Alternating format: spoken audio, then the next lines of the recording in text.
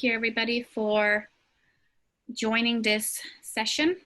The next session that we have is going to be on using Einstein AI to predict winnability, and it is by Shane and Jay. So I will hand it over to you guys to do your own introduction. All right, perfect. Thanks everyone for joining us today, especially on a Saturday. I know we've had a lot of great sessions up to this point, so we're hoping to continue the trend here. We're going to be talking about using Einstein AI, or also as from a product perspective called Einstein Discovery. We're going to talk about how to predict winnability, which is this concept that we've been doing quite a bit at Horizontal Digital with our customers. So before we dive too far in here, we'll do a quick introduction. My name is Shane Smyth. I lead our AI practice at Horizontal Digital. I'm also part of the Einstein Analytic Champion Group that Salesforce hosts. And I'm Jay Hillery. I'm a data scientist at Horizontal Digital, and I work under Shane, kind of focusing on this area of winnability. All right. Well, like I said, welcome everyone. Today we're going to be talking about, we're going to start with Einstein Discovery. We're then going to move to what is this concept of winnability we've been talking about. I think a lot of you on the phone will be familiar with this concept. We'll talk a little bit about what we went through from a model creation and results perspective. Then we'll actually get into a demo. We'll show you, what it looks like, what data we used, what fields we used, what the outcome was, and then we'll go into next steps. So that's what we're going to be planning on doing today. We really want to give you a good idea of how we are using this and what the success our customers are seeing. So for those on the phone who maybe aren't as familiar with the Einstein Discovery side of this, we wanted to do a quick intro of, what is it, who is it for, and what is the value. So Einstein Discovery is an auto machine learning capability inside of the broader Einstein Analytic platform. It's used to gain insights and deploy models rapidly and deploy those into a Salesforce environment, and in some cases outside of Salesforce as well, which is one of the examples we're going to be talking about today. Who is this for? There's really two users of this platform. There's the business users that we're calling them here. These are the users that actually want to dive deeper into the data, discover those insights. And then there are the end users. The users are actually going to be in Salesforce, seeing these predictions and seeing the insights show up in the opportunity or in the campaign or wherever that we're actually showing those predictions. And the last one here is, what is the value? So as I was just mentioning there, it's being able to get actionable results out of your data and draw those insights so that your sales reps or your marketers can perform better in their jobs. So I have a little diagram here below that is 3 components. You always need to start with data, and you always need to start with a question in mind. So what are you trying to solve? What is the impact you're trying to make? And this is really where Einstein Discovery comes in. It allows you to take these 2 components and build a prediction off it, and allows you to really dive into your data and how to actually answer those questions. So why winnability and what is winnability? So as consultants, we go and we talk with customers and we're trying to solve their business problems. And one of the biggest problems that every company has is, how do I prioritize my work? If I'm a sales rep, how do I know which lead to go after first? If I'm a marketer, how do I know which campaign is performing the best? How do I prioritize those? So as we started doing more and more of these over the last several years, we, I guess, named it and said, this is going to be a winnability thing. Everything we're going to try to determine if this is something that you can win, and that allows us to determine, should we prioritize this one over another one? So to give you an example here, use case, a seller has several opportunities open, and they need to know which one is the most likely to close. And so some may be 96% probable they're going to close. Some may be 20%. And as sales reps are starting to see this information, they can go and say, I need to be able to prioritize my opportunities based on these predictions.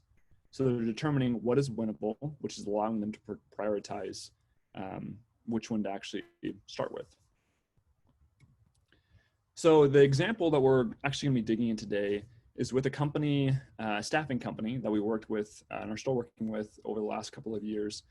And their problem was that they had a huge influx of candidates. So this company's whole objective is to identify qualified individuals, work with companies, and make the match between candidates and what companies and jobs they're actually looking for. And they're long-term placements, so they stay there for 6 months, 2 years, so on and so forth.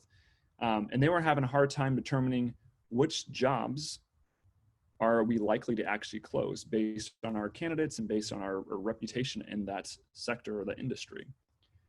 And so the way we used Einstein here is we actually used the information they've been collecting over the last 7 years to determine what are the industries and types of jobs that are likely to close.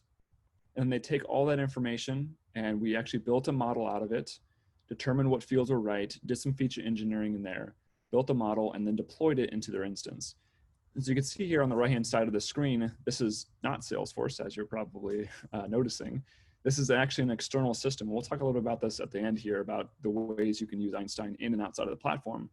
But they wanted to use Einstein because it drew insights very quickly, and because it was a scalable way to deploy models inside of their instance. And so they have 2 instances in this company. They have Salesforce and they have Bullhorn, which is a staffing CRM system.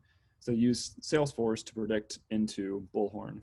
And you can see this custom model right here on the left-hand side, showing the winnability of this job that they're trying to place.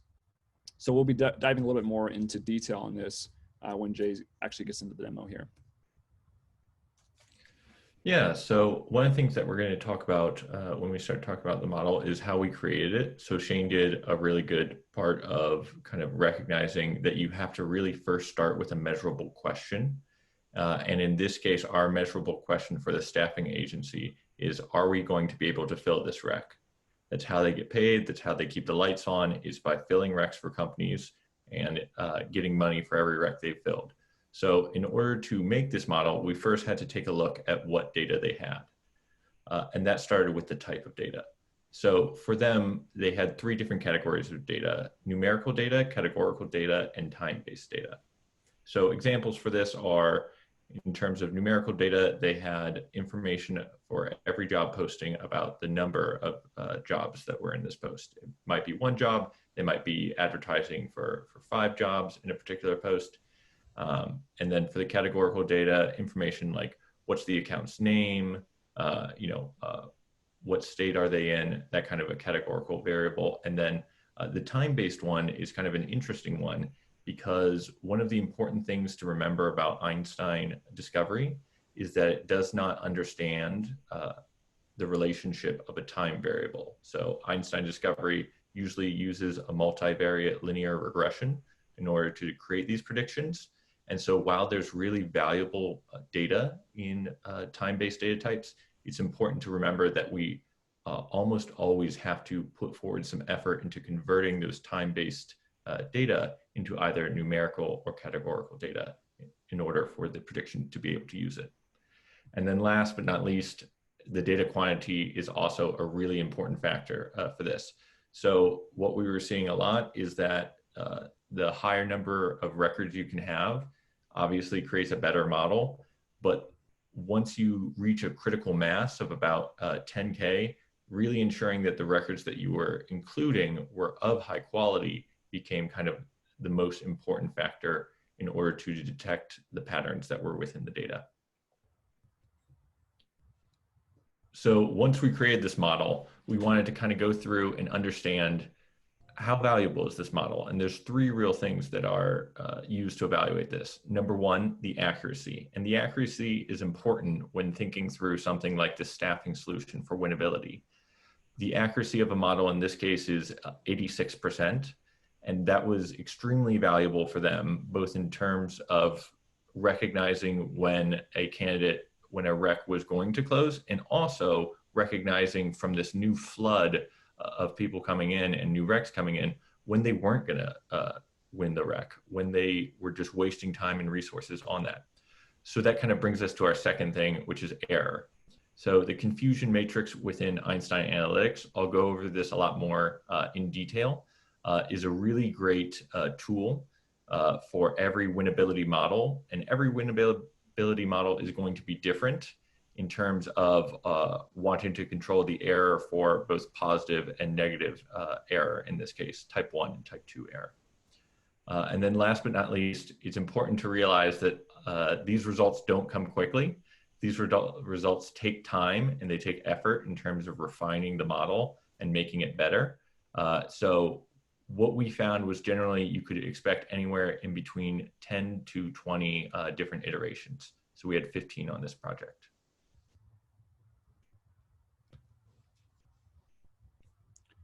All right, awesome. We're going to do a little bit of switchy here as we pull the demo up. So give us one moment here. Yep. All right, should be good to share.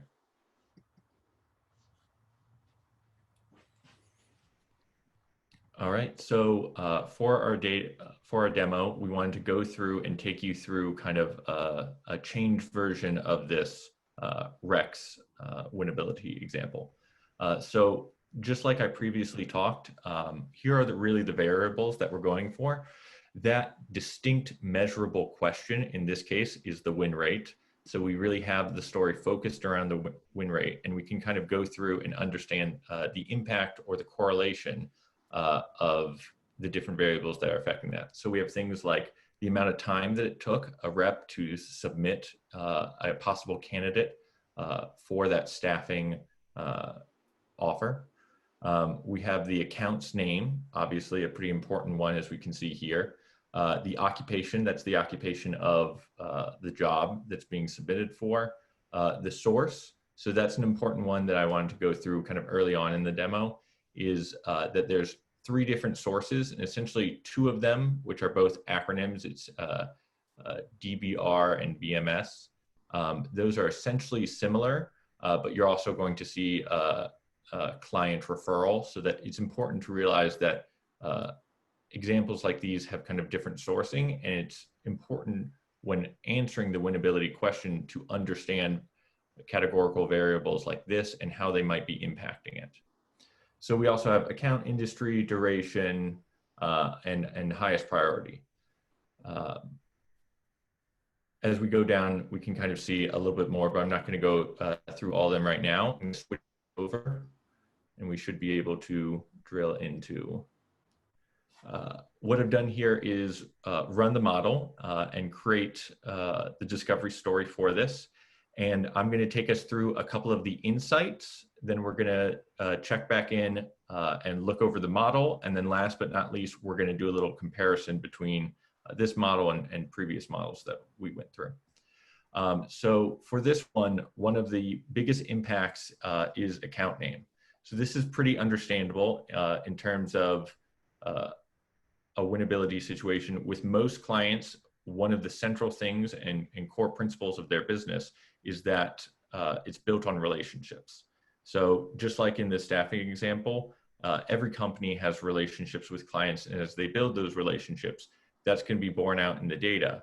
What Einstein Discovery in this case is really going to help people do is be able to dig down, understand those relationships, understand where they're doing well and understand their strengths, and also understand situations where it might not be in their best interest to throw resources at a particular opportunity. So if you go through and see some names, I put in some real companies' names, but I also put in some more fun names like Space Insurance and Countrywide Health.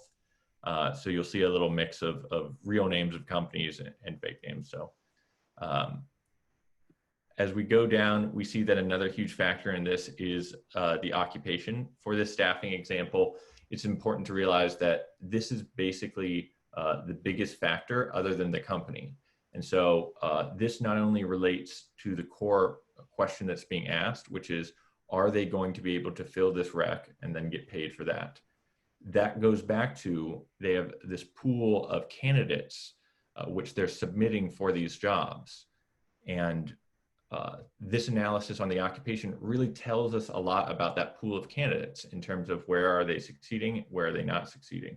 So we were able to see that in the IT and creative fields was really where they were doing best and kind of having the most amount of success.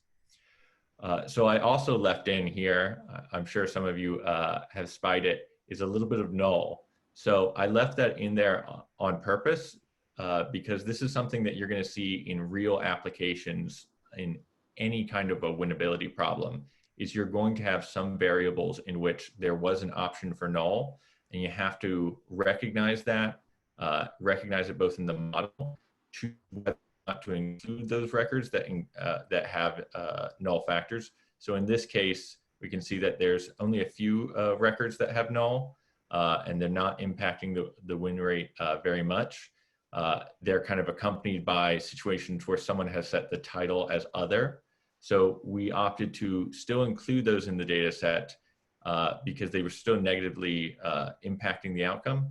That way, it kind of incentivizes those that are using this system, because if you're using the rec system and you have Einstein enabled, when you're filling that out, you'd be saying, okay, if I don't fill this out, my likelihood of winning is lower.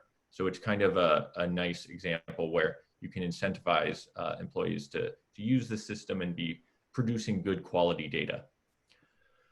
So I'm just going to go through a couple more of the insights, and then we're going to go into why it might happen and how Einstein helps companies to drill into that.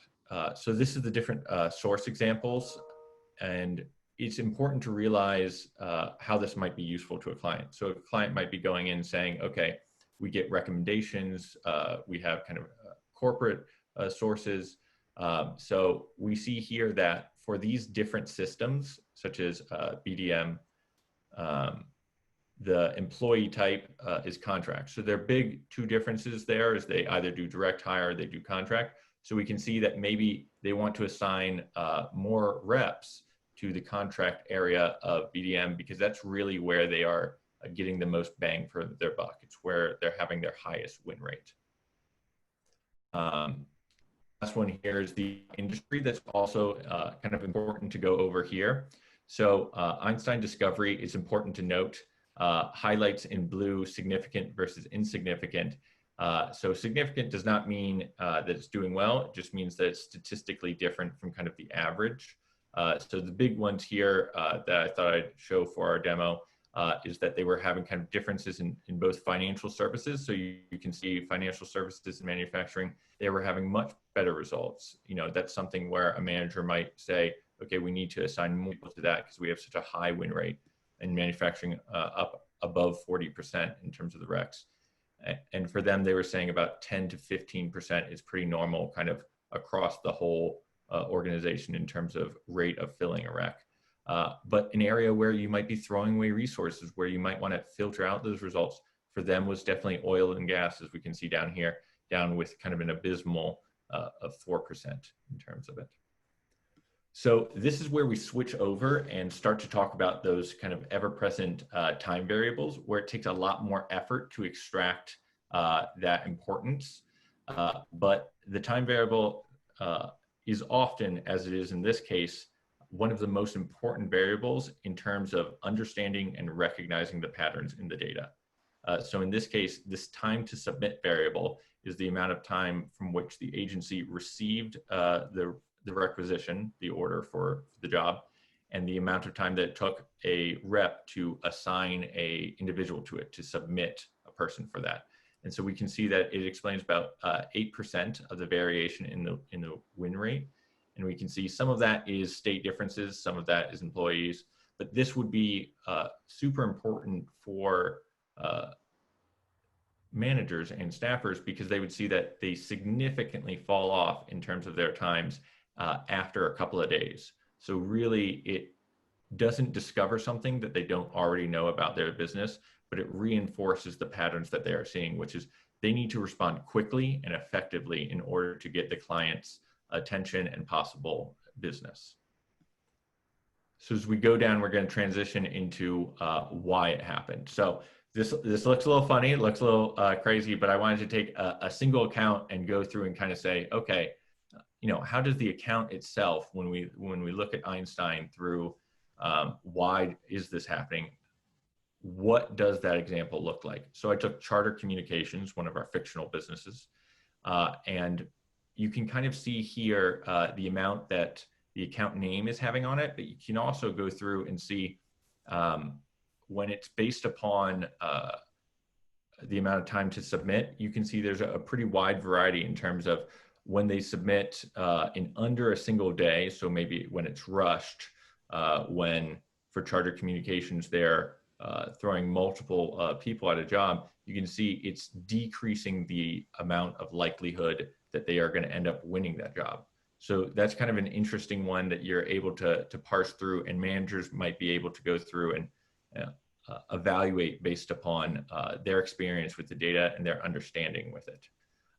So another one to kind of go through, I pulled up our space insurance, our most exciting company in here.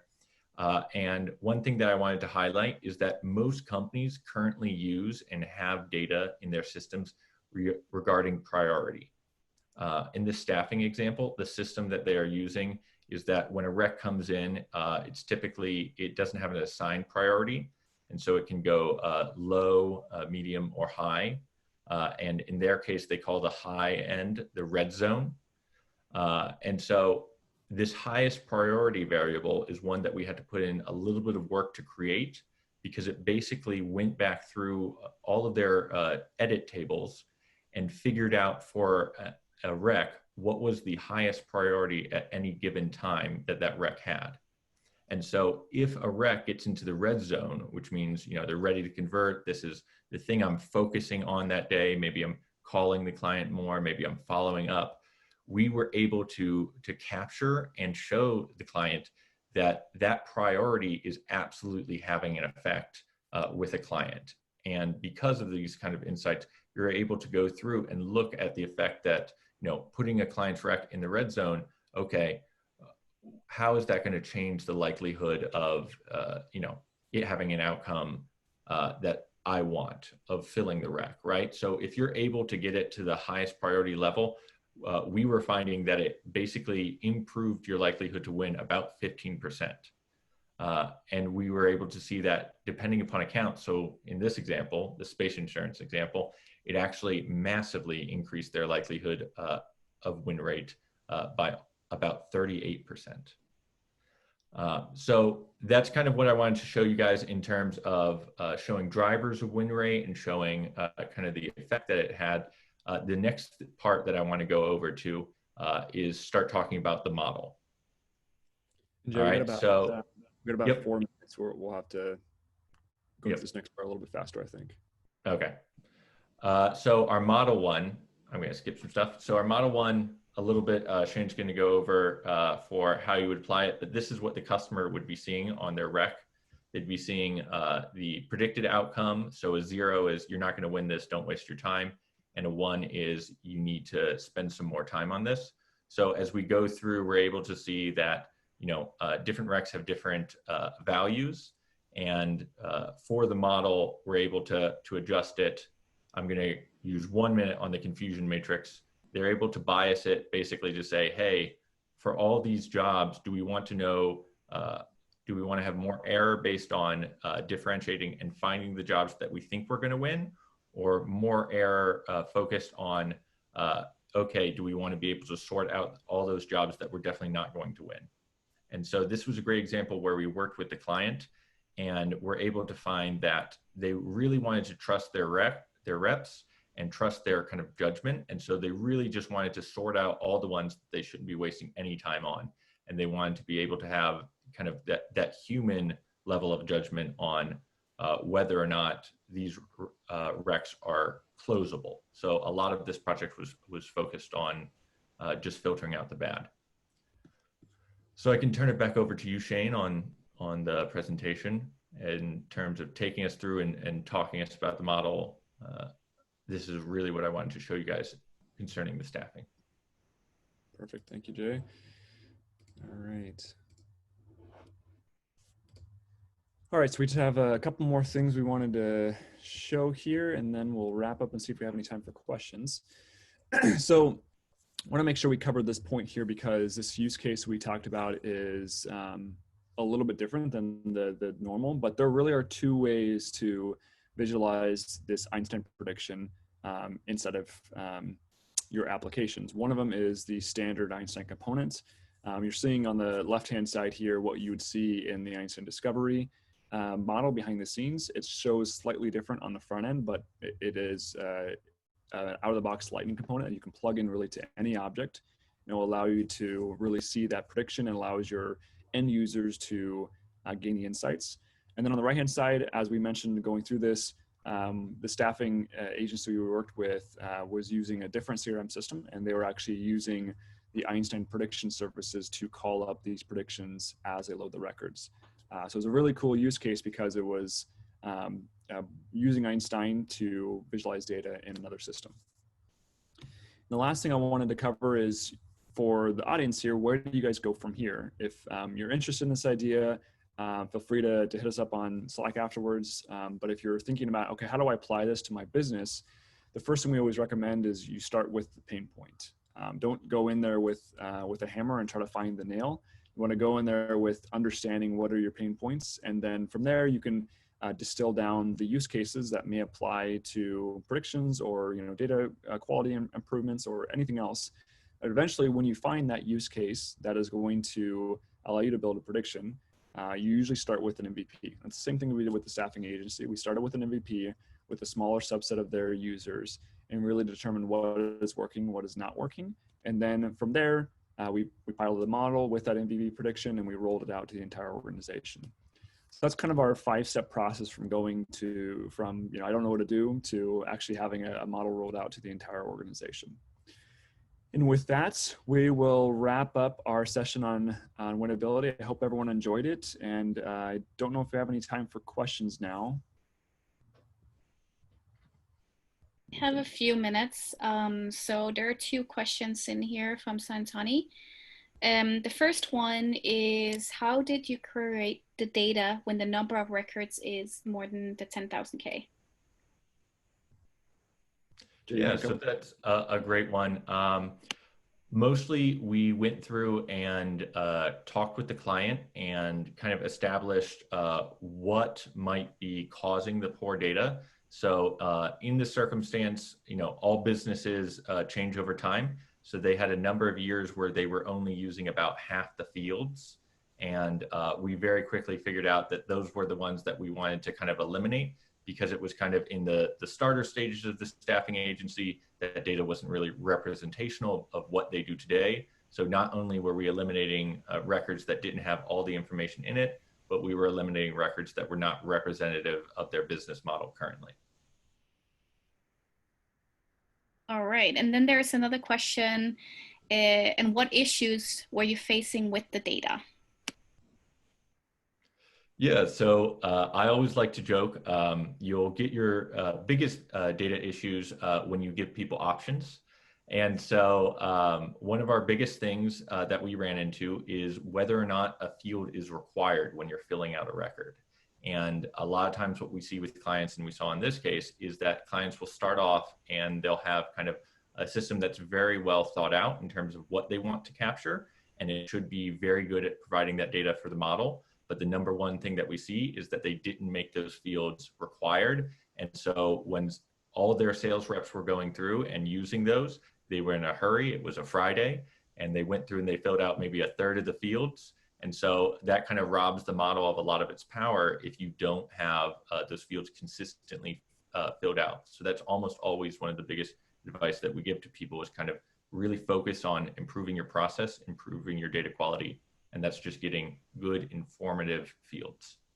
I'll say the other issue we ran into, probably the second issue, was that there was a lot of open text fields.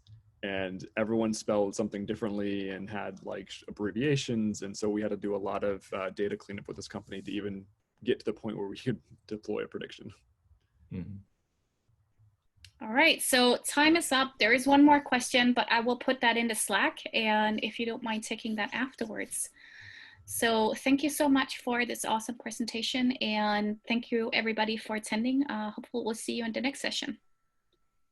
Thanks everyone. Good. Thank you guys.